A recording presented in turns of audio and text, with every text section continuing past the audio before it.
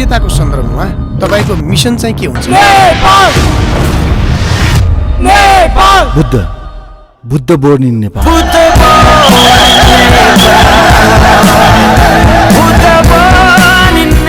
Buddha born in नेपालया निर्देशक ज्ञानेन्द्र देवजाखा ता यी न्यनिसे अमेरिका चुनावया चौपी अमित ढुङ्गाना हो रमित ढुङ्गाना दाजुकिजा निमत जाना जेगुगु ठो सकिपा तथागत गौतम बुद्ध नेपाले जन्मजुगु खया त अन्तर्राष्ट्रिय जगते यङ्केगु कुतयाना चोङ्गुदु भारतमा बुद्धया जन्म थगुहे देशे जुगु ख तगा संसारे भ्रम फैलयाना चोङ्गुलियाना आपलो देशे बुद्ध नेपाले जन्म जुगु दगा मस्युपी एकुदु अमेरिका चुना चोम छम नेपाली थो ख वाचाका उगु भ्रम चिके त यागु कुतय थो बुद्ध बर्न इन नेपालया मु बाख ख थो सकिपा रमित ढुङ्गाना आशिषमा नकर्मी निरसा मिथिला शर्मा या नाप आफ्नो कलाकार तेगु मेन रोल दु।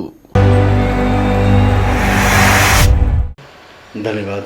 यसको अलि प्रमोसन काम भइरहेछ। यो जेठ 7 गतेबाट चाहिँ अल नेपाल रिलिज हुँदैछ हैन। अनि त्यसैको लागि अब विभिन्न ठाउँमा चाहिँ इन्टरभ्युजहरू अनि पब्लिसिटीको कामहरू सबै भइरहेछ र चाहिँ भोलि चाहिँ 6 गते चाहिँ प्रधानमन्त्रीको चाहिँ हातद्वारा चाहिँ उहाँले चाहिँ पोस्टर्स हाम्रो सो गर्दै हुनुहुन्छ बेलुका 6 बजे 6 गते बेलुका 6 बजे सोल्टीमा। बुद्धको जन्मथलो नेपालको लुम्बिनी हो भनेर चाहिँ नि प्रचार सहित यो चाहिँ एउटा प्रमाणित गरेको चलचित्र हो जुन चाहिँ पहिलो नेपाली इन्टरनेसनल मुभी रहन गएको छ। यो चलचित्रले चाहिँ बुद्धको जन्मथलो नेपालको लुम्बिनी हो भनेर चाहिँ ध्रुव सत्य कुरालाई जो विदेशमा रहनुभएको विदेशीहरूलाई जुन गलत कुराहरू पढ्नु भएको छ उहाँहरूको कोर्स बुकमा जुन कुरा गलत लेखेको छ बुद्धको जन्मथलो इन्डिया हो भनेर लेखेको पढ्नुपर्छ होइन। त्यो चाहिँ कुरालाई चाहिँ निमिदान नपार्नको लागि यो चलचित्रले ठुलो भूमिका खेल्ने। यो पहिलो इन्टरनेसनल चलचित्र के कारणले गर्दा भयो भने जुन पछि 6 गते पनि इन्टरनेसनल जति पनि पाहुनाहरू आउँदै हुनुहुन्छ उहाँहरूमाझ पनि यो चलचित्र देखाउने कुरा भइरहेको छ। त्यो अर्थमा पनि इन्टरनेसनल चलचित्र भयो। रहेको कुरा यो नेपालमा मात्र होइन अमेरिकामा पनि सुटिङ गरेको छ। इन्टरनेसनल विषय गौतम बुद्ध भनेको त इन्टरनेसनल विषय भएको भएर यो चलचित्र उहाँको सम्बन्धित भएको भएर यो चलचित्र चाहिँ इन्टरनेसनल भन्नलाई चाहिँ हामीले भनिरहेको छौँ।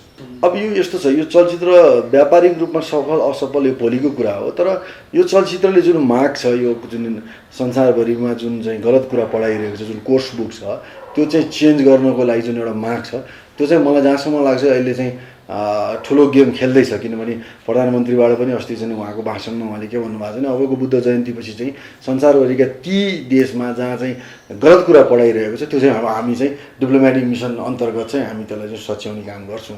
यो नै यो चलचित्रको यो नै माग हो। यसमा म छु, अमित दाई हुनुहुन्छ, निर दाई हुनुहुन्छ, मिथिला दिदी हुनुहुन्छ, हाम्रो अशिषमा नगर्मी यसको चाहिँ नायिका हुनुहुन्छ अनि अमेरिकन नायिकाहरू पनि छन् यसमा अरू कलाकारहरू पनि होइन। त्यस्तो होइन चलचित्रको नायिका अशिषमा नगर्मी नै हो होइन। अब त्यो एउटा ट्रेलरमा उहाँको चाहिँ राखेको थियो तर त्यो रिभिल चाहिँ भएको थिएन। तर पछि अर्को ट्रेलरमा उहाँलाई बकाइदासँग राखिएको छ।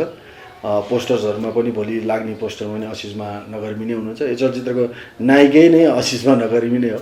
ज्ञानेन्द्र दाई एउटा यस्तो विज्ञ चाहिँ निर्देशक हुनुहुन्छ। उहाँले यति राम्रो यो चलचित्र बनाउनु भएको छ हुन त उहाँको वर्णन गर्न सकिँदैन किनभने उहाँ एउटा पहिलो नै निर्देशक हो जसको चाहिँ चलचित्र मुना मदनले अस्करमा सुध गएर भाग लिन सक्यो। त्यो अर्थमा नारायण के अरे ज्ञानेन्द्र दाईले जुन हिसाबले यो चलचित्रमा काम गर्नुभएको छ जति राम्रो उहाँले निर्देशन गर्नुभएको छ तारिफ योग्य छ। यो चलचित्र हरेक नेपालीको चलचित्र मैले भनिहालेँ 3 करोड नेपालीको चलचित्र हो। यो चलचित्र के हेर्न जरुरी छ भने मैले अघि पनि भनिहालेँ विदेशमा गौतम बुद्धको बारेमा कसरी पढाइन्छ त कसरी लेखाइन्छ के चाहिँ रहेछ कस्तो गलत कुराहरू फैलेको रहेछ कस्तो किताबमा चाहिँ गलत कुरा लेखिएको छ र त्यसको लागि हामीले के गर्नुपर्छ भन्ने कुराहरू यो चलचित्रमा छ। बाँकी यो चलचित्रमा रमित ढुङ्गानाको जुन पहिलाको चलचित्र जुन 4 वर्ष अगाडि यो म 4 वर्ष पछाडि यो फिल्ममा आउँदैछु मेरो कमब्याक 4 वर्ष पछाडि हुँदैछ बुद्धमा। त्यही 4 वर्षभन्दा अगाडि मैले गरेका जति पनि चलचित्र छन् त्यो सबै यो चलचित्रभित्र समावेश छ। तर के छ भने कहिले पनि नगरेको भूमिका यसमा के छ भने यसमा राष्ट्रियता एउटा राष्ट्रलाई प्रतिनिधित्व गर्ने किसिमको भूमिका पनि यसमा रमित ढुङ्गानाले गरेको छ। बाँकी रमित ढुङ्गानाको त्यो लभ रोमान्स त्यो सबै कुराहरू यो चलचित्रमा दर्शकले हेर्न पाउनुहुन्छ।